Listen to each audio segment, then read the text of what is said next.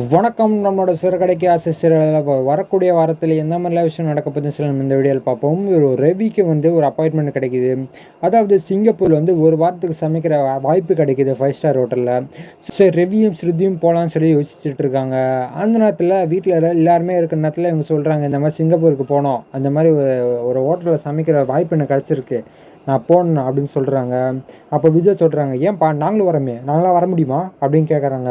அதுக்கு ரவி சொல்கிறாங்க, முடியுமேம்மா, ஏன் முடியாது, நம்மளாம் போகலாமே அப்படின்னு கேட்குறாங்க. அப்போ விஜய் சொல்கிறாங்க, ஆமாம்பா, அப்படியே நம்ம ரோஹினியோட அப்பாவும் மாமாவும் பார்த்த மாதிரி ஆகிடுமே அப்படின்னு சொல்கிறாங்க.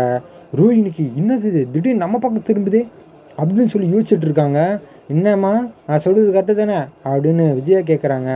அத்தை, ஆமாம் அத்தை அப்படின்னு சொல்கிறாங்க. சரிம்மா நீயும் வரல அப்படின்னு கேட்குறாங்க. இல்லை ஆண்டி, நான் வரல ஆண்டி, ஏன்னா எனக்கு அன்றைக்கி கிளைண்ட்ஸ்லாம் கொஞ்சம் பேரை பார்க்க வேண்டியது இருக்கு. இல்லை ஆண்டி, நான் வரல ஆண்டி அப்படின்னு சொல்கிறாங்க.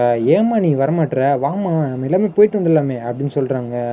இல்லை ஆண்டி, மனோஜுக்கும் வேலை இருக்குது, நாங்கள் 2 பேருமே வரல அப்படின்னு சொல்கிறாங்க. ஓகேப்பா, நாங்கள் போகிறோம், நீ அட்ரஸ் மட்டும் கொஞ்சம் எழுதி கொடு, என்ன சொல்கிற அப்படின்னு சொல்கிறாங்க. என்னது அட்ரஸா, ஐயோ என்ன பண்ணுறது அப்படின்னு சொல்லி அவங்க யோசிச்சுட்டே இருக்காங்க.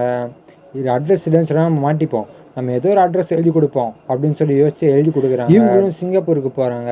போனதுக்கப்புறம் ரவியோட வேலையெல்லாம் முடிஞ்சதுக்கப்புறம் ஊர் சுற்றி பார்க்கலாம்னு சொல்லி ஊர் சுற்றி பார்க்குறாங்க.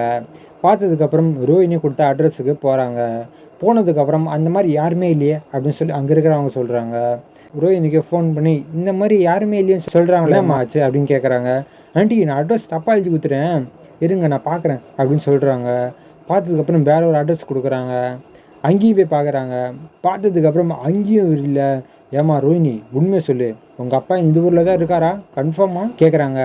ஆமாம் ஆண்டி, அந்த ஊரில் தான் இருக்காங்க, ஆனால் எனக்கு சரியான அட்ரஸ் தெரில ஆண்டி, அவர் மாறிட்டே இருப்பார், அது எனக்கு கரெக்டாக தெரில ஆண்டி அப்படின்னு சொல்கிறாங்க. இந்தம்மா வளர்றியா, எங்களை அலைய விட்றிய நீ, இரு நான் ஊருக்கு வரேன், ஊருக்கு என்னென்னு வச்சுக்கிறேன் உன்னை, நீ போய் சொல்கிற மாதிரி இருக்கே அப்படின்னு விஜய் சொல்கிறாங்க.